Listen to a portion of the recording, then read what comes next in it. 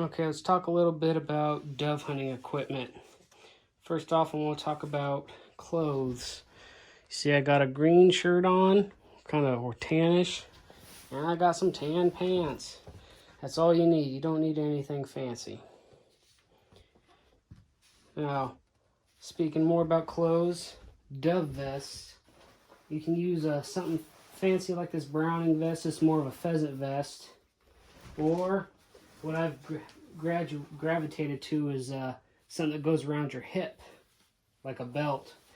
Because during the early season, this is kind of hot, and this is really minimal. Keeps you cool, helps keep you cool.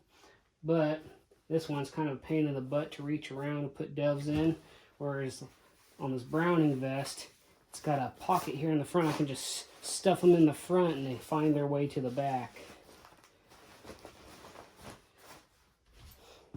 Okay. Vehicles, you're going to need a vehicle, obviously. Truck, car, motorcycle, like my Scooty Puff. I've strapped that shotgun to my Scooty Puff before and rode out of town to hunt ducks and doves before. So you're going to need a vehicle to get around. Binoculars, those are mostly for scouting. Help you see birds and roost trees on power lines and confirm that those are doves on the power lines and not like starlings or something else. Obviously, you're going to need your hunting license, a hip number, any state or federal stamps you might need.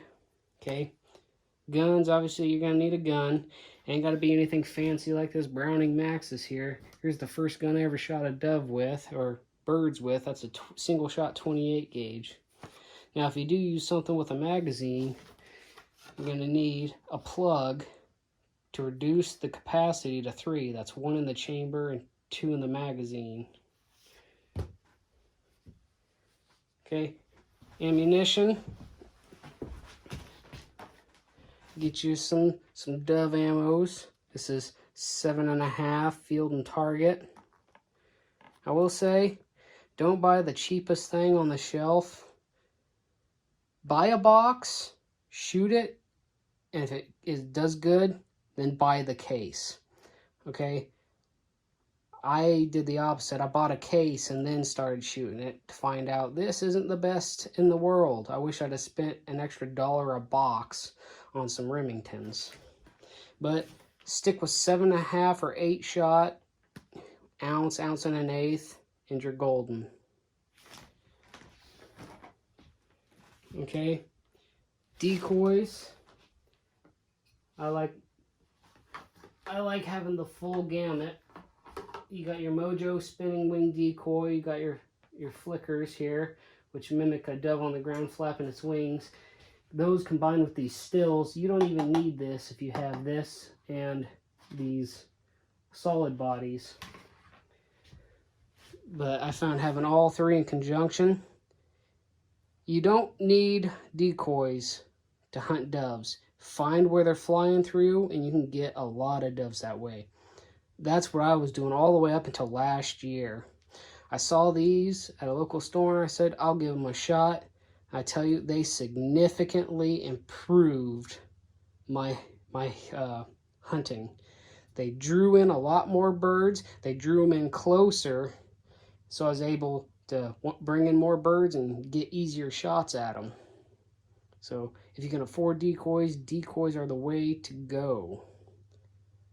I would say if you're on a budget, get the solid bodies and the flickers. That will give you motion and bodies on the ground, basically. They can get kind of weary and shy of these big spinning wing decoys. Okay, if you're using motorized stuff like this, you're obviously going to want spare batteries. Bring those along. Chairs, that's what I use. I put my decoys in there and I sit on top of that. If it makes you feel better, spray paint it. But I mean, usually you're sitting on it, so you're going to be covering it up from view anyway. Blinds, you don't really need a blind.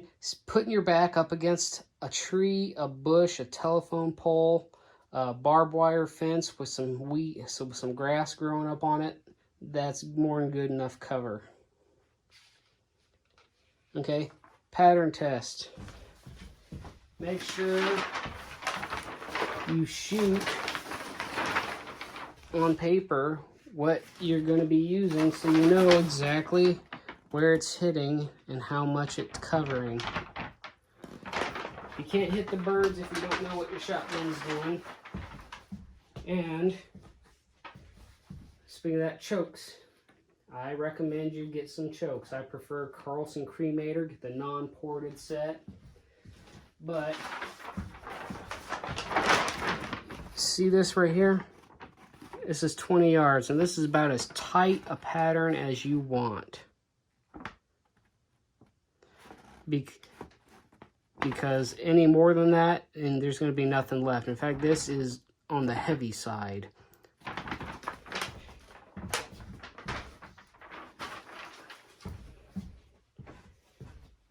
Okay. In my truck, I like to keep some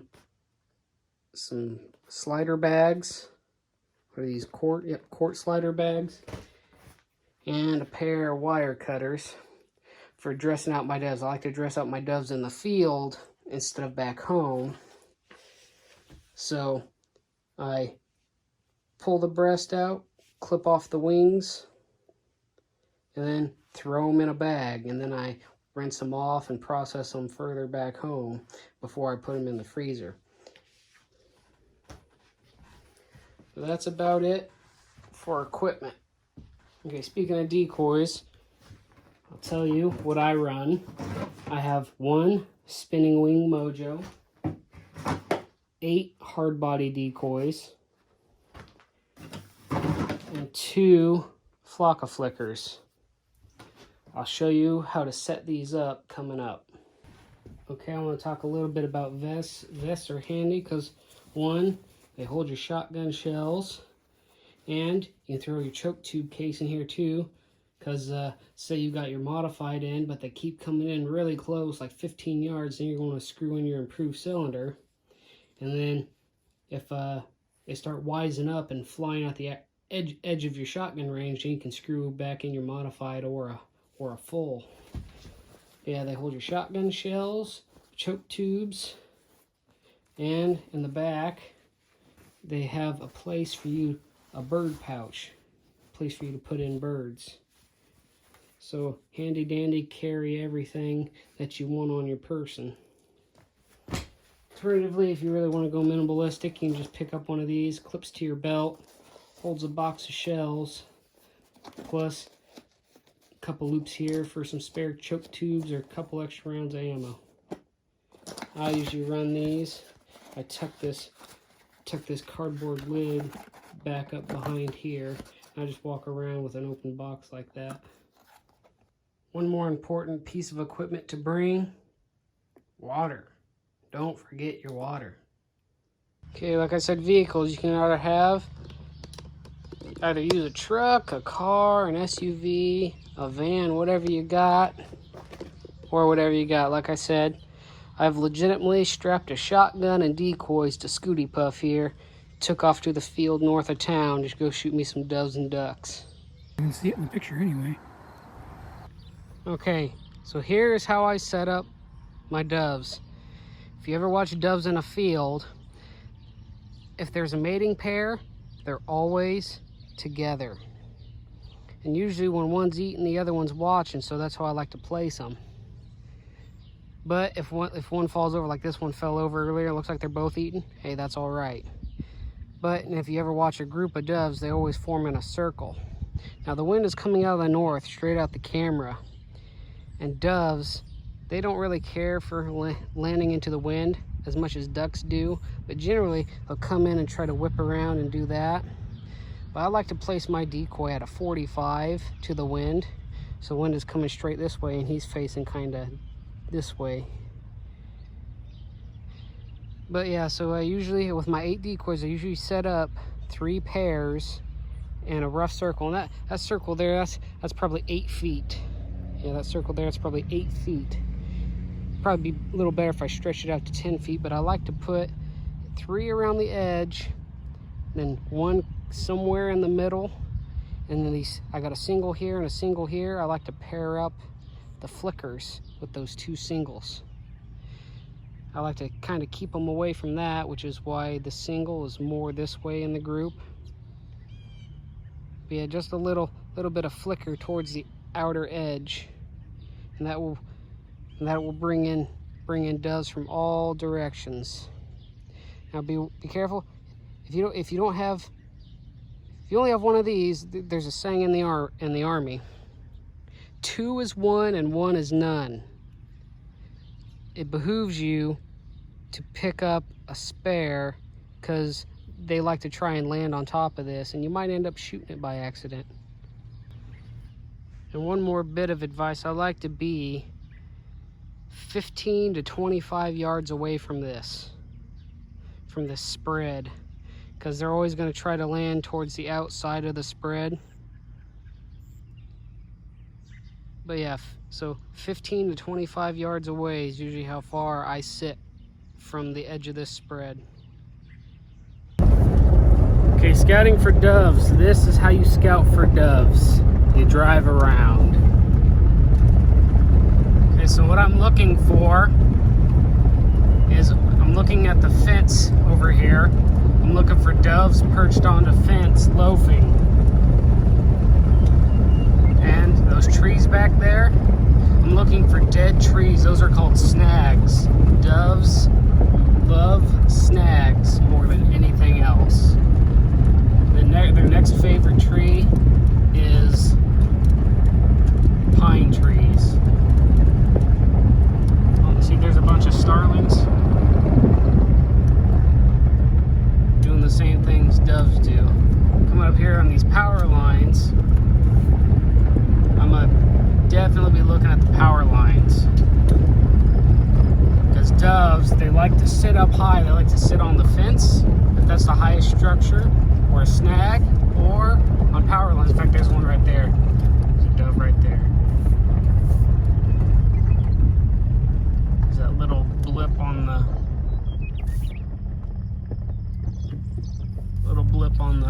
line.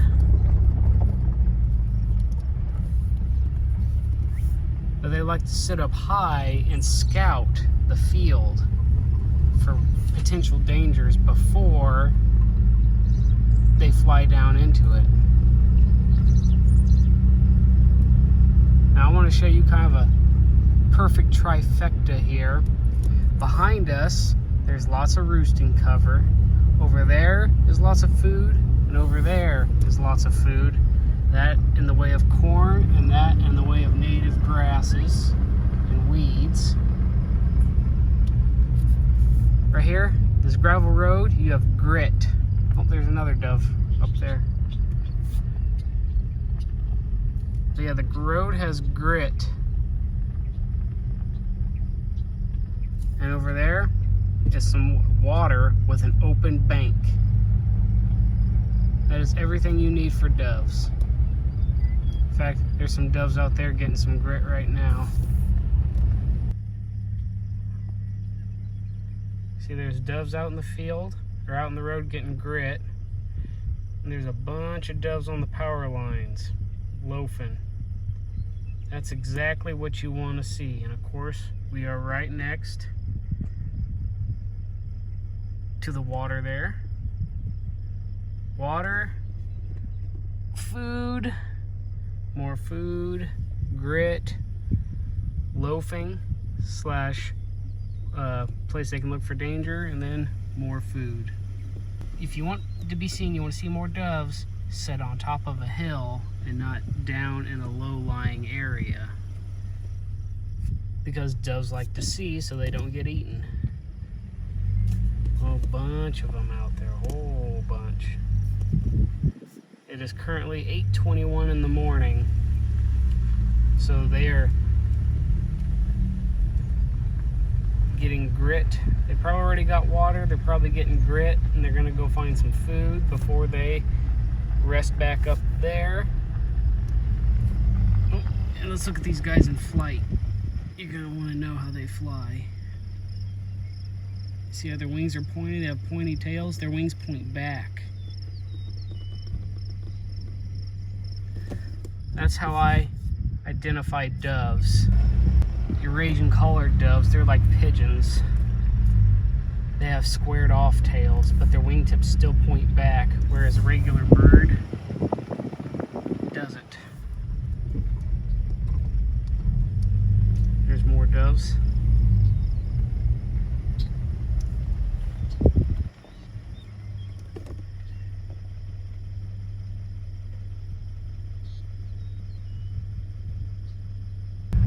There's a lot of birds.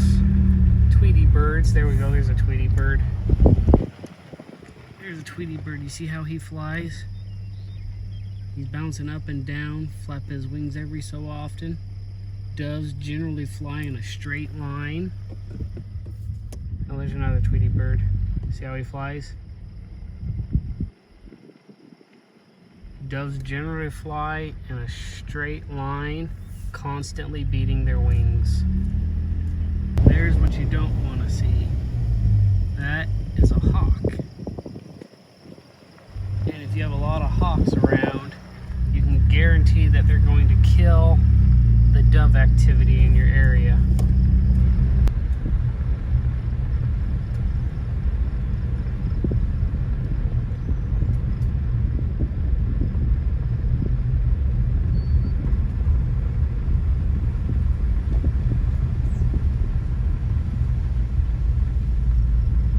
Look at all those doves.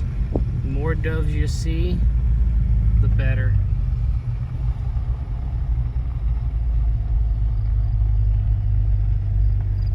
Okay, so this is a place I intend to hunt, and I'm going to show you the layout. So, I'm going to start over here. The doves generally come from these fields over here, roosting. And one key feature, a couple key features this has is there's a gap in between these sets of trees. They like to fly through those gaps. And then this runs parallel to me. So they like to fly through the gaps and fly parallel to these trees. So that way, if an airborne predator tries to get them, they can dart into the trees and make an escape. But yeah, they feed through those fields. And then they come through here. And then usually they whip around. And then they'll land, if the wind's out of the south, they'll land from the north. If the wind's from the north, they'll whip around and come and land on these power lines from the south, and they check out this field for threats, and then they usually fly down and they kind of follow the fence or just inside the fence until they get out to this. I'm on top of a hill here. You see it goes down there and it goes down there. Okay, they like to feed on top of the hills because they can see predators easier. But there's food here.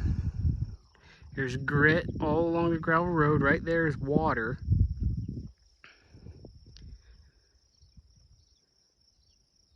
And there's roosting over there. So they come out of those fields, get some grit, get some water, and then they loaf for a while, either on these power lines or back there in those evergreens. And then same thing. In the evening, they'll come, they'll get some grit, get some water, or they might get the water down there, but I rarely see them down there. They like to come to this little pond down here because it's right next to the grit and right next to the high spot they're going to eat at. But this is one of the most important things you can do is once you have identified a good spot, sit here. Spend an evening or a morning here. Scope it out.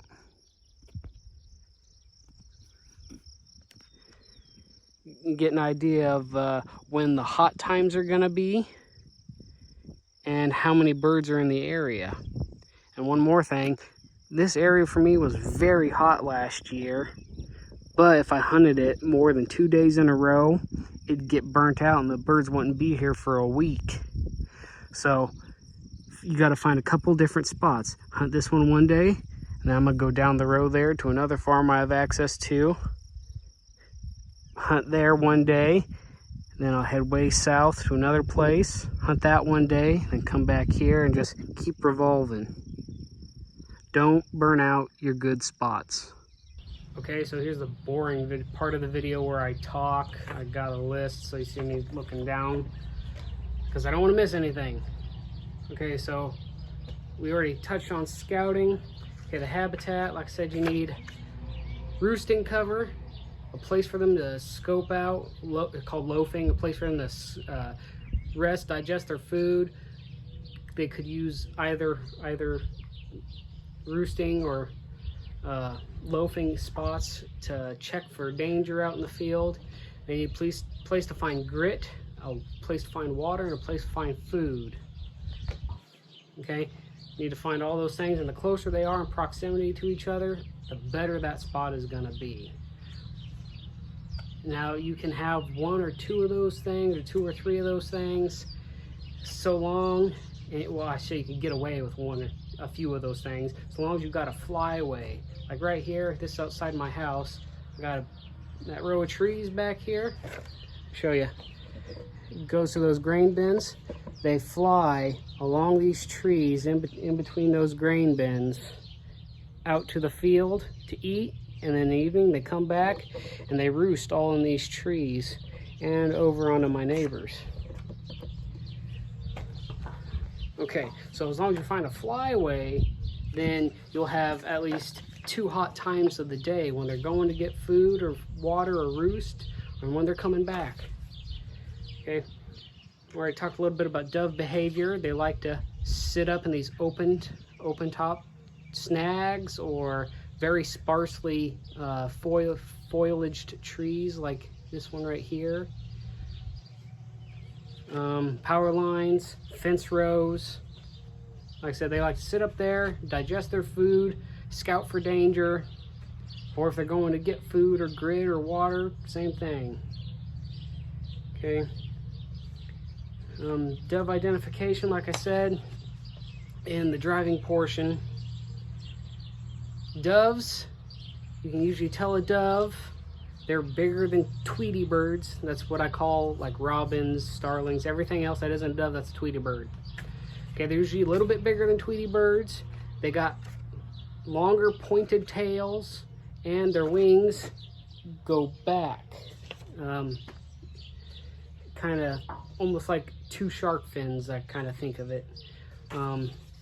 Not very few other birds have wings like that. Killdeer are one, but they're a lot smaller and they're more brightly colored than a dove. And we have some small hawks around here, and they want a dove. We have some small hawks around here that also have wings that kind of go back like that. But again, they're a little bit bigger than a dove, and they don't fly like a dove. Like I said, a dove, when you see them fly, they usually fly in straight lines, and they're constantly flapping their wings. A Tweety bird or something like a hawk will flap, flap, and they'll glide, and they'll flap, flap, and they'll glide. And that's the easiest way to spot them. Pigeons, which are rock doves, and Eurasian collared doves, they're a little bit bigger than a dove, a mourning dove, and they have a squared off or slightly rounded off tail, and there's usually a lot of white in the tail. That's how you can tell one of those. Eurasian collared doves. Pigeons are obviously darker than a dove. They can be banded with gray bands, white bands, all sorts of variations. It's easy to tell a pigeon. But Eurasian collared doves, they're lighter than doves, a little bigger than doves. They fly like doves, and they got a rounded off tail. That's how you identify them. Okay, tactics for hunting doves. Like you can just sit against a tree, put out some decoys, or if it's a flyway like that, just sit there and wait for them to fly by and take your pass shots. A pass shot is when it's flying perpendicular to you and you shoot it like that. Yeah, just set out some decoys, just sit there in a flyaway and wait or you can jump shoot them, which is walking around trying to kick them up. I did this a lot last year before I got the decoys, and one thing I'll tell you that nobody else talks about is hunt. If you're gonna jump shoot, have the wind in your face, because if you have the wind at your back, when you're jump shooting doves out in like an open field, like I was hunting a cornfield that was harvested for silage, every time I went down the field with the wind at my back, they would flush way far off and they'd be gone. Just gone. Like they got the wind at their back, they catch that and they go. Whereas if I was headed into the wind, they'd let me get to they would flush at the edge of my shotgun range and they'd be slower. They'd have to push themselves up into that wind and really fight to get going away from me, so it slowed them down just enough for me to get shots. So if you're going to jump shoot them, do it facing into the wind, and you have to vary your pace. It depends on the doves. Usually they're in big groups, and they might want you to walk up fast on them, like they might freeze because you're coming up so fast, or because you're coming up so fast making so much noise, they might flush way early. So it pays to try going fast and going slow. You know, same thing, going slow, they might not notice you until you're too close, or you're going slow enough that they don't perceive you as a threat until you get within shotgun range. So when you're jump shooting, vary your speed and walk into the wind. We already went over decoy setup.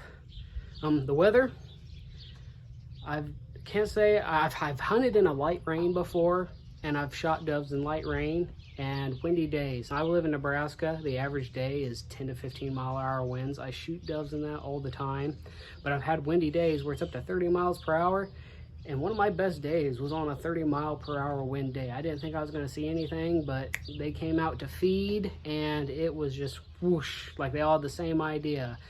I had constant activity for probably an hour and a half. If I was a better shot, I had a limit in 30 minutes, but yeah, there's that. So don't let high winds or a light rain discourage you from getting out there. Okay, where to set up. I think we've pretty thoroughly gone over where to set up, but to recap,